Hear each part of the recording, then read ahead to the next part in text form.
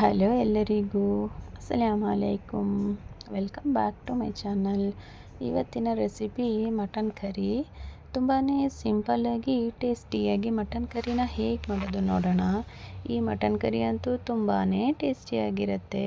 ಒಂದು ಸಲ ಆದ್ರೂ ಈ ರೆಸಿಪಿನ ನೀವು ಟ್ರೈ ಮಾಡಿ ನೋಡಲೇಬೇಕು. ನೀವೇ ಹೇಳ್ತೀರಾ ಎಷ್ಟು ಚೆನ್ನಾಗಿತ್ತು ಅಂತ.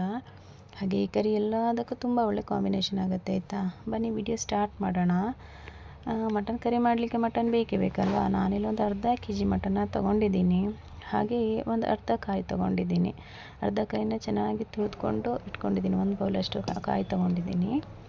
ಹಾಗೆ ಸ್ವಲ್ಪ ಒಂದು 2-3 ಸ್ಪೂನ್ ಆಗುವಷ್ಟು ಕೊತ್ತಂಬರಿ ಕಾಳು ತೊಗೊಂಡಿದ್ದೀನಿ. ಹಾಗೆ ಒಂದು 4-5 ಹಸಿಮೆಣಸು ತೊಗೊಂಡಿದ್ದೀನಿ. ಒಂದು 6-7 ಕಾಳು ಮೆಣಸು ತೊಗೊಂಡಿದ್ದೀನಿ. ಹಾಗೆ ಒಂದು ಸ್ವಲ್ಪ ಚಕ್ಕೆ ಲವಂಗ, ಒಂದು 10 ಎಲೆ ಕರಿಬೇವು ಸೊಪ್ಪು, ಒಂದು ಅರ್ಧ ಆನಿಯನ್ನು, ಹಾಗೆ ಕೊತ್ತಂಬರಿ ಸೊಪ್ಪು, ಪುದೀನ ತೊಗೊಂಡಿದ್ದೀನಿ.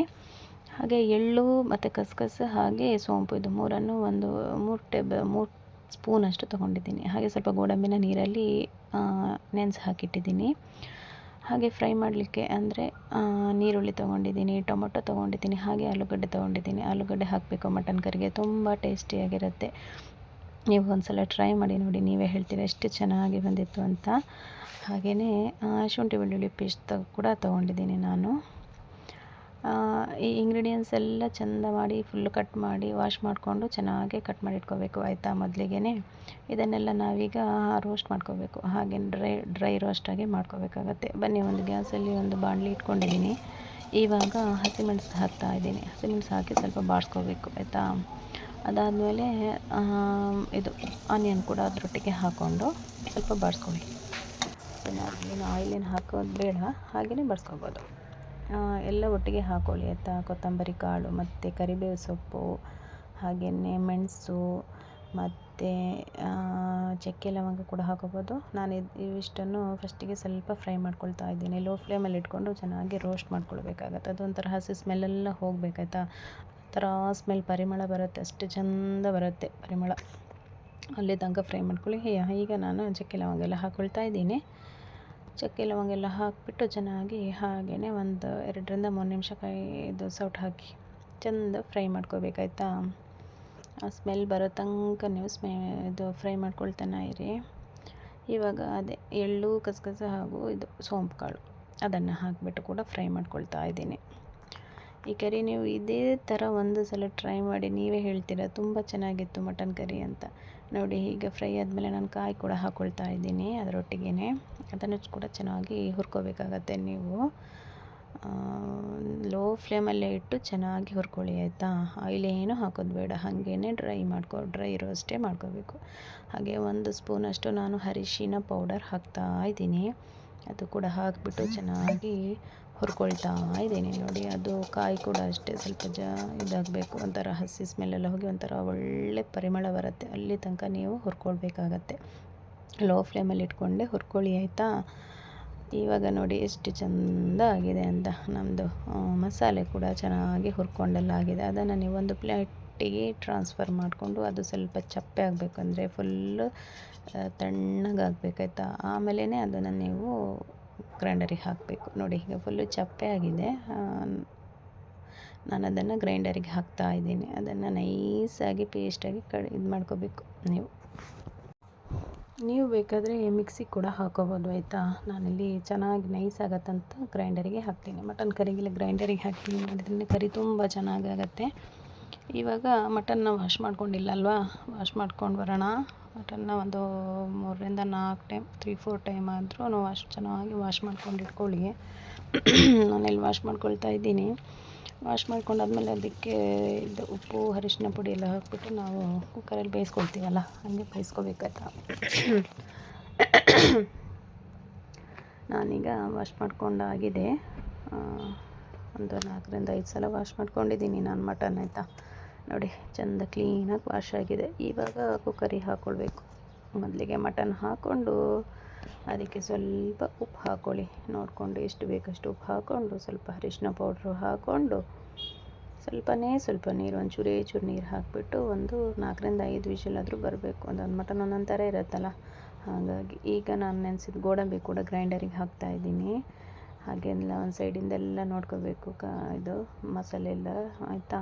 ಈಗ ನಾವು ಸ್ವಲ್ಪ ಆನಿಯನ್ನೆಲ್ಲ ಫ್ರೈ ಮಾಡ್ಕೊಬೇಕು. ಇದನ್ನು ಸ್ವಲ್ಪ ಪೇಸ್ಟ್ ಮಾಡ್ಕೋಬೇಕು. ಫುಲ್ ನೈಸ್ ಆಗಲ್ಲ, ತರಿಯಾಗಿ ಪೇಸ್ಟ್ ಮಾಡ್ಕೊಬೇಕು. ಹಾಗೇ ಫ್ರೈ ಮಾಡಿ ಮಾಡ್ಬೋದು, ಆದ್ರೂ ಸ್ವಲ್ಪ ನೀವು ಮಿಕ್ಸಿಲಿ ಸ್ವಲ್ಪ ತರಿ ಪೇಸ್ಟ್ ಮಾಡಿಕೊಂಡು ಫ್ರೈ ಮಾಡಿದರೆ ಇನ್ನೂ ಚೆನ್ನಾಗಾಗುತ್ತೆ. ಅದಕ್ಕೋಸ್ಕರ ಮೊದಲಿಗೆ ನಾವು ದಪ್ಪ ದಪ್ಪ ಕಟ್ ಮಾಡ್ಕೊಂಡಿರ್ತೀವಲ್ಲ ಟೊಮೊಟೊ ಈರುಳ್ಳಿ ಎಲ್ಲ, ಅದನ್ನು ಒಂಚೂರು ಆಯಿಲಿಗೆ ಹಾಕಿ ಹಾಗೇ ಫ್ರೈ ಮಾಡ್ಕೊಳ್ತಾ ಇರಬೇಕು ನೋಡಿ. ಅದನ್ನು ಕೂಡ ಹಸಿ ಸ್ಮೆಲ್ಲೆಲ್ಲ ಹೋಗೋ ತನಕ ಒಂದು 5 ನಿಮಿಷ ಸಾಕು. ಅಲ್ಲಿ ತನಕ ನಮ್ಮ ಮಟನ್ ಕೂಡ ವಿಷಲ್ ಬೆಂದಿದೆ ಅಂತ ಅನಿಸುತ್ತೆ.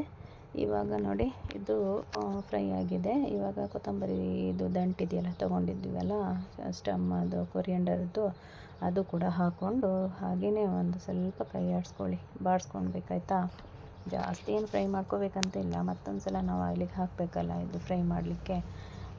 ಈಗ ಈ ಥರ ಆದರೆ ಸಾಕಾಯ್ತಾ. ಜಾಸ್ತಿ ಫುಲ್ಲು ಮೆಲ್ಟ್ ಆಗಬೇಕಂತ ಏನಿಲ್ಲ. ಇಷ್ಟು ಅದಾದರೆ ಸ್ವಲ್ಪ ಚಪ್ಪೆ ಆದಮೇಲೆ ಅದನ್ನು ಕೂಡ ಮಿಕ್ಸಿಗೆ ಹಾಕ್ಕೊಂಡು ಒಂದೇ ಸಲ ತಿರುಗಿಸ್ಬಿಟ್ರೆ ಸಾಕು. ಜಾಸ್ತಿ ನೈಸ್ ಮಾಡ್ಕೊಳಕ್ಕೆ ಹೋಗ್ಬಿಡಿ. ಒಂದು ಸಲ ಒಂದು ನಿಮಿಷ ಹೀಗೆ ಮಿಕ್ಸಿ ಮಾಡ್ಕೊಂಡು ಬರೋಣ. ನೋಡಿ ನಾನೀಗ ಮಾಡ್ಕೊಬರ್ತೀನಿ. ಇಷ್ಟೇ, ಫುಲ್ಲು ನೈಸ್ ಆಗಬೇಕಂತ ಏನಿಲ್ಲ ಆಯಿತಾ. ಇದೆಲ್ಲ ರೆಡಿ ಮಾಡ್ಕೊಂಡಾದ್ಮೇಲೆ ಈಗ ಮಟನ್ ಕರಿ ಮಾಡೋಣ. ಮೊದಲಿಗೆ ಒಂದು ಪಾತ್ರೆಗೆ ಸ್ವಲ್ಪ ಆಯಿಲ್ ಹಾಕೋಬೇಕು. ನಾನಿಲ್ಲಿ ಗೋಲ್ಡ್ ವಿನ್ನರ್ ಆಯಿಲ್ ತೊಗೊಂಡಿದ್ದೀನಿ. ಆಯಿಲ್ ಸ್ವಲ್ಪ ಬೆಚ್ಚಾದ್ಮೇಲೆ ನಾವು ಮಿಕ್ಸಿ ಮಾಡ್ಕೊಂಡಿರ್ತೀವಲ್ಲ ಅದು ಆನಿಯನ್ನು ಟೊಮೊಟೊದೆಲ್ಲ, ಅದನ್ನು ಹಾಕಿಬಿಟ್ಟು ಚೆನ್ನಾಗಿ ನೀವು ಫ್ರೈ ಮಾಡ್ಕೊಳ್ಬೇಕಾಯ್ತಾ.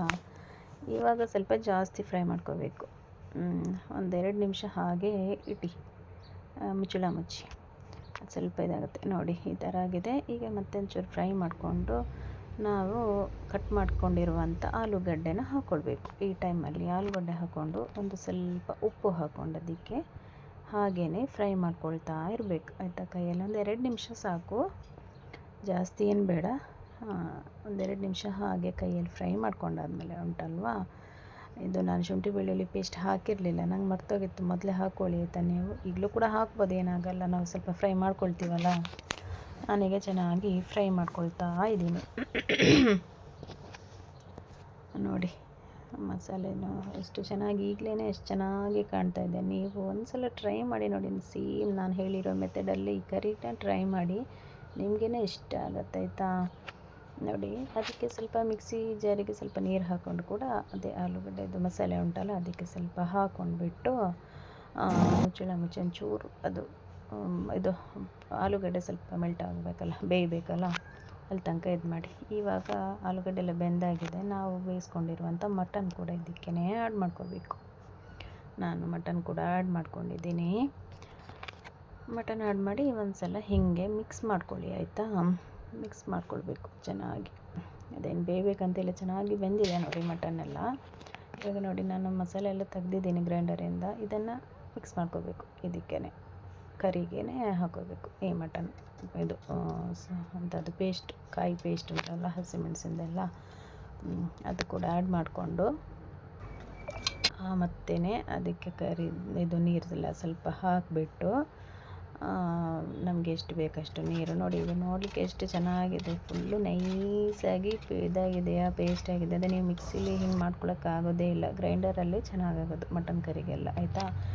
ನೋಡಿ ಇಷ್ಟು ಕನ್ಸಿಸ್ಟೆನ್ಸಿ ಕರೆಕ್ಟಾಗಿದೆ ನೋಡಿ. ಜಾಸ್ತಿ ನೀರು ಮಾಡ್ಕೊಬಿಡಿ, ಮತ್ತು ಜಾಸ್ತಿ ಗಟ್ಟಿನೂ ಚೆನ್ನಾಗಾಗಲ್ಲ. ಇಷ್ಟು ಕರೆಕ್ಟಾಗತ್ತೆ. ಅನ್ನಕ್ಕೆಲ್ಲ ತುಂಬ ಚೆನ್ನಾಗಾಗಿರುತ್ತೆ ಇದು, ಗೀ ರೈಸಿಗೆಲ್ಲ ಆಯಿತಾ.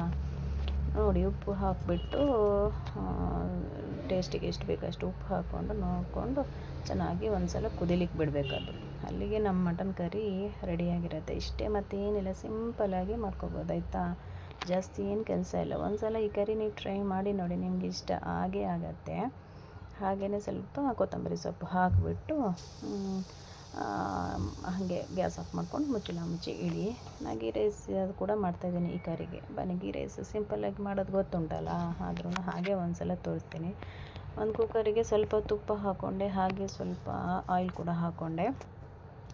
ಆಯಿಲನ್ನು ಸ್ವಲ್ಪ ಬೆಚ್ಚಾಗೋ ತನಕ, ಬೆಚ್ಚಾದಮೇಲೆ ಇದೆ ಚಕ್ಕೆ ಲವಂಗ ಎಲ್ಲ, ಅದು ಮಸಾಲೆ ಇದೆಯಲ್ಲ, ಚಕ್ಕೆ ಲವಂಗ ಮತ್ತು ಅದು ಅದು ಸ್ಟಾರ್ ಹೂ, ಅದೆಲ್ಲ ಏಲಕ್ಕಿ ಅದೆಲ್ಲ ಹಾಕ್ಕೊಂಡ್ಬಿಟ್ಟು ಒಂದು ಆನಿಯನ್ ಕೂಡ ಕಟ್ ಮಾಡಿಕೊಂಡು ಆಮೇಲೆ ಹಸಿಮೆಣಸು ಕೂಡ ಹಾಕಿಬಿಟ್ಟು ನಾನು ಹಾಗೆ ಫ್ರೈ ಮಾಡ್ಕೊಳ್ತಾ ಇದ್ದೀನಿ. ಹಾಗೆ ಒಂದು ಸ್ವಲ್ಪ ಇದು ಪಲಾವ್ ಎಲೆ, 1-2 ಪೀಸ್ ಪಲಾವ್ ಎಲೆ ಹಾಕ್ಕೊಂಡು ಚೆನ್ನಾಗಿ ಫ್ರೈ ಮಾಡ್ಕೊಳ್ತಾ ಇದ್ದೀನಿ ನೋಡಿ. ಸಿಂಪಲಾಗಿ ಗೀ ರೈಸ್ ಮಾಡ್ಕೊಂಡಿದ್ದು, ಆದರೂ ಚೆನ್ನಾಗಾಗಿರುತ್ತೆ ಆಯಿತಾ. ಇಷ್ಟೇ ಅಲ್ಲ, ಗೀ ರೈಸ್ ಮಾಡ್ಕೊಳ್ಳೋದು ಏನು ಕಷ್ಟ ಇಲ್ಲಲ್ಲ, ನಮಗೆಲ್ಲ ಗೊತ್ತಿರುತ್ತೆ. ಅದಕ್ಕೆ ನಾನು ಫುಲ್ಲು ಡೀಟೇಲಾಗಿ ತೋರಿಸ್ತಿಲ್ಲ. ಈಗ ನಾನು ಒಂದೆರಡು ಗ್ಲಾಸಿಗೆ ಒಂದು 4 ಗ್ಲಾಸ್ ನೀರು ಹಾಕ್ಕೊಳ್ತಾ ಇದ್ದೀನಿ. 2 ಗ್ಲಾಸ್ ಅನ್ನ ಮಾಡಿದ್ದೀನಿ ಅಷ್ಟೇ, 4 ಗ್ಲಾಸು ನೀರು ಹಾಕ್ಕೊಳ್ತಾ ಇದ್ದೀನಿ.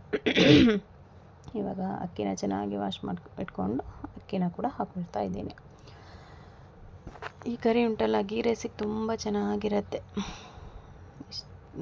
ನೀವು ಒಂದ್ಸಲ ಟ್ರೈ ಮಾಡಿ ನೋಡಿ, ತುಂಬ ಇಷ್ಟ ಆಗುತ್ತೆ ನಿಮಗೇನು ಕೂಡ ಆಯಿತಾ. ಹಾಗೆ ಚಪಾತಿಗೂ ಚೆನ್ನಾಗಿರುತ್ತೆ, ಮತ್ತು ಅಕ್ಕಿ ರೊಟ್ಟಿ ಅದಕ್ಕೂ ತುಂಬ ಚೆನ್ನಾಗಿರುತ್ತೆ ಈ ಕರಿ.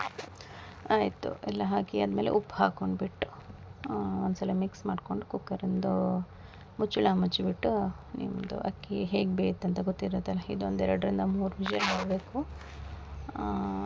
ಹಾಗಾಗಿ ಹಾಕಿದ್ದೀನಿ, ವಿಷಲೆಲ್ಲ ಹಾಕಿಬಿಟ್ಟು.